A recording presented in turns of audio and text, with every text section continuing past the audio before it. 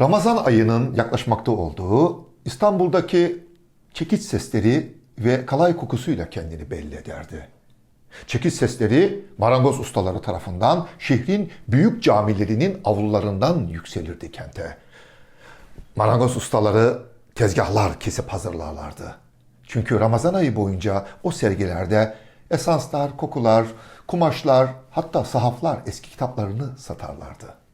Kalay kokular ise mahallelerden yükselirdi.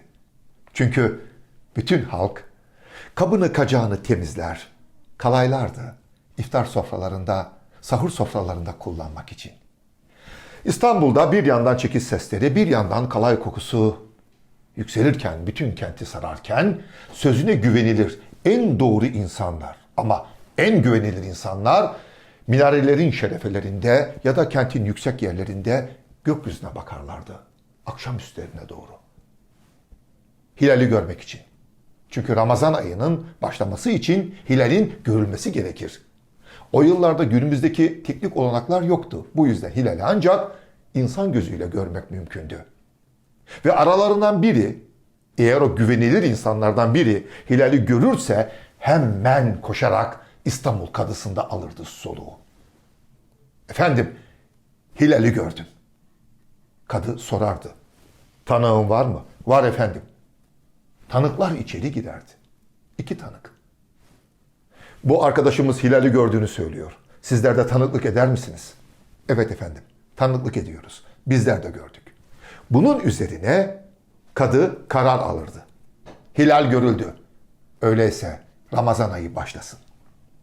Evet, Ramazan ayı eski dönemlerde mahkemede alınan kararla böyle başlardı. Zaten o güvenilir insanlar kadının görevlendirdiği sözüne güvenilir, gerçekten dürüst insanlardı. Onların hilali görmesiyle Ramazan ayı başlardı. Ramazan ayının hilalin görülmesiyle başladığı bu güzel topraklarda yıllar önce, yaklaşık 2000 yıl önce Lükülyanus bir hikaye anlatır ve anlattığı o hikayeyi kaleme alır, el yazısı. Lükülyanus Samsatlıdır. Samsat, Urfa ve Adıyaman arasında çok güzel, çok eski bir kentidir Anadolu'nun. Lükülyanus'un bu hikayesini Nurullah Ataç ustamız Türkçe'ye çevirmiştir. Nurullah Ataç hikayenin adına Ay'a yolculuk koymuş olsa da Lükülyanus 2000 yıl önce hikayesine şu adı vermiştir. Olmuş bir hikaye. Evet, olmuş bir hikaye. Gerçek. 2000 yıl önce yazılan bu hikayede Lükülyanus, olimpiyatlara katılan 50 atletle karanlık bir denizde bir gemide yaptığı yolculuğu anlatır. Hikaye böyle başlar. Fakat fırtına çıkar. Dalgalar yükselir, alçalır, yükselir, alçalır. Bir yandan büyük bir fırtına, rüzgar, dalgalar, rüzgar gemiyi kaldırır, gökyüzüne atar. Lükülyanus ve arkadaşları Ay'a giderler. Der ki hikayesinde Lükülyanus, Ay'da bir ay kralı vardı. Kral varmış Ay'da. Ve ilk uzaylıları anlatır o hikayesinde. Lükülyanus hikayesinde uzaylıları taşı kaldırdığımızda altında yaşayan böceklere, örümceklere benzetir. İlk uzaylı tanımlamaları. Hatta der ki ay muhafızları kocaman akbabalara binmişti. Ve şu bilgileri de verir bize Lükülyanus uzaylılar hakkında 2000 yıl önce. Ayda keller güzel, saçlılar çirkin. Ve yine der ki Lükülyanus, Ayda yaşayanlar öyle garip canlılar ki istediklerinde gözlerini çıkarıyorlar, bir kenara koyuyorlar. Bakmak istediklerinde oradan alıp yeniden gözlerine takıyorlar.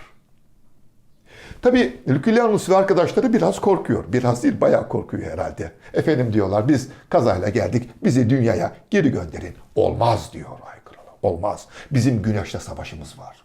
Bu savaşta bize yardım edin, sizi öyle dünyaya göndereceğiz. İlk yıldız savaşları. Ve yardım ediyorlar Ay'a. Ay güneşi yeniyor. Ay Kralı sözünü tutuyor. Bunun üzerine yelkenli gemiyi dünyaya geri gönderiyor. İnsanlık tarihinin ilk bilim kurgu hikayesi bu olsa gerek. Anadolu'da, bizim coğrafyamızda kaleme alınmıştır Lükülyanus tarafından. Ve Lükulianus olmuş bir hikaye dediği bu Ay'a yolculuğunu 80 günde yaptığını anlatıyor bize. Yani yelkenli geminin fırtınalı havada dünyadan ayrılıp Ay'a gitmesi tam 80 gün sürmüş. 80 günde devre alem. Kim geldi aklınıza? Jules Verne. Ne garip değil mi? Ünlü Fransız yazar Jules Verne'in de 80 günde devre alem adlı bir romanı vardır. Ne dersiniz? Jules Verne acaba Lükulianus'u okumuş olabilir mi? Bilemiyoruz. Ama şunu biliyoruz. Jules Verne'in 1865 yılında Ay'a Yolculuk adlı bir romanı vardır. Jules Verne de insanların Ay'a yolculuk yapma hayalini romanında gerçekleştirmiştir. Ve o romanı Jules Verne Amerika'dan başlatır. Bir kulüp üyeleri Ay'a gidecekler. Kararlılar ama paraları yok. Yani bir roket yapacaklar o günün şartlarıyla ama paraları yok. Ne yapalım, ne edelim? Karar alıyorlar. Ya biz insanlık için Ay'a gidiyoruz. Bütün gazetelere ilan verelim. Bize inanan, insanlığın bu hayaline güvenen, inananlar para göndersin. O parayla bu roketi yapalım. Ve gazetelere ilan veriyorlar. En çok paranın gönderildiği kentlerden biri İstanbul. İstanbul'dan 1.372.640 kuruş gönderiliyor. Kuruşu kuruşuna gönderilen parayı Ay'a Seyahat adlı romanında yazmıştır Jules Verne. Evet, Jules Verne'in ünlü Ay'a Seyahat romanında İstanbul var. İstanbul'dan 1.372.640 kuruş gönderiliyor. Ve bunun nedenini şöyle açıklıyor Jules Verne Ay'a Seyahat adlı romanında. Türkiye cömert davranmıştı. Ama bu konuda kişisel bir ilgi duyuyordu. Çünkü onun yıllarının akışını Ramazan ayı orucunu düzenleyen aydır. Evet, sadece kendi edebiyatımızda değil, dünya edebiyatında da Ramazan ayının hilalin, ayın gökyüzüne görülmesiyle başladığının belgesi, bilgisi vardır. En çok okunan kitaplardan biri olan Jules Verne'in Ay'a Seyahatinde bu gerçek karşımıza çıkar. Şimdilik bu kadar. Yarın yeniden Mahya ışıklarında buluşmak dileğiyle. Sürçülisan ettiysek affola.